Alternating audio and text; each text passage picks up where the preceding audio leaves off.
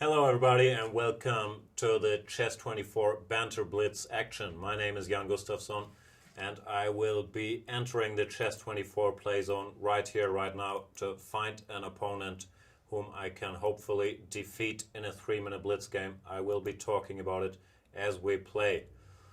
Let's see what challenges we got. We got Mr. LetsBeast. That's a good enough name to warrant and accept. Let's move over to the side, and here we have our board against Mr. LetsBeast. I will start with 1d4 as I usually do, and we'll see what LetsBeast comes up with, if he comes up with a move at all. As you know, you do have the option of cancelling the game before the first move, but he does go knight to f6. I will play c4 as I tend to do, and he does play e6. I will play knight c3. I played knight f3 quite a bit in my career, played knight c3 quite a bit.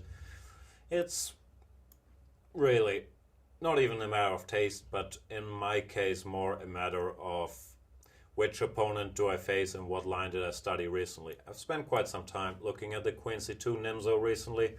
Been working on a video series about it, so this is a natural choice. He plays an interesting line with c5, dc5, knight a6. It's maybe not 100% correct, but it is a very tricky line and you have to know what you're doing here. a3, he took on c3 and knight takes c5. This is the main line. To b4, black has knight a4 or knight e4. Most people play knight ce4. Plays knight a4, which frankly is a move I've never really studied. Queen b3, b5, I believe is the idea. I always found it hard to believe, but let's see what he comes up with. b5, c takes b. It's a temporary pawn sacrifice for fluid development from the black side, but I've never really believed this can be enough. I'll just go knight f3, e3, bishop e2, continue my own development, and I'm pretty confident about white's chances in this line, I gotta tell you. d6, I think he's planning to go e5 followed by bishop to e6, which is fair enough. Black does get some play on the light squares. He plays h6 first, really not in a hurry at all. Time for a little think. I'll go bishop b2. Not sure I like this move, because after bishop e6 my queen doesn't have a very convenient square. I have to go back to d1. Because on c2 it would run into rook c8. Not sure I've played this expertly, I gotta confess, but I still do have an extra pawn and it's maybe time to get them going with a4, potentially having the option to go a5. He played knight c4, fair enough, but I just protected my b5 pawn, so now I can take this without too many worries. He takes back with a rook, interestingly, attacking my b4 pawn. How do I want to handle this? Not quite sure.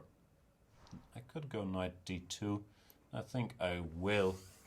After rook b4, bishop a3. And it gets a little complicated giving the pawn back, but his rook might end up on some funny squares. He doesn't even want my pawn. He goes rook g4 for the attack immediately. I'll ask again if he really doesn't want the pawn or if he changes his mind now. No, he goes rook g4 and rook to g6. He wants to checkmate me. I will play king h2 to stop the threat of bishop takes h3. And next move, if given the chance, I might want to go f4. I'm slightly worried about something like knight g4 check followed by queen h4. Not sure what I would have done after knight g4, frankly. And he played queen b6 instead. I can't go f4 yet because e3 is hanging, but it's still my plan, so I will prepare it with queen e2. And his rook, if it doesn't serve an attacking purpose, it would be kind of misplaced on g6, which I want to pronounce by going f4. Not sure what he's up to here. He plays e4, once again fighting against my f4 ideas, but I can just cash in, and I will, with bishop takes f6 and knight takes e4. Yeah, position does look good for me. I have been slightly slow, but slightly faster than him, so nothing to be overly concerned about. I'm now 2 pawns up. But I didn't make it look easy out of the opening, I gotta admit. And of course, the game is not by no means over, but I do like my chances now. Interesting line though. It's a good note to self that I should check this in more detail for my video series. I've never taken it all that seriously. f4, f5, I will try to grab another pawn. Can I grab it? Knight d6, rook d8. Looks a little clumsy, so I will resist the temptation and put my knight on f2. Not the sexiest square, actually. I'm not playing all that well, but I think I'm still in pretty good shape. He plays d5. I will block that pawn before he makes it to d4, causing me any troubles. Now I'm back in the driver's seat. I can just go knight d3, followed by knight c5. And of course, all of this is just talk. My main plan is to win on time. He does have 19 seconds left, so I'm doing quite well on that front as well. Still, pretty good game by LetsBeast. After king h2, I think he should have probably considered knight g4 instead of queen b6 check. I hope my arrogance of summarizing the game before it's actually finished will not come back to haunt me. But I do think I'm winning here, and he doesn't have any time left, so it would be surprising if anything went wrong from here. I can take the rook now, and I did win. Thanks everybody for watching, and thanks LetsBeast for the game. An interesting line actually, this b5, cb, knight b6, like I said.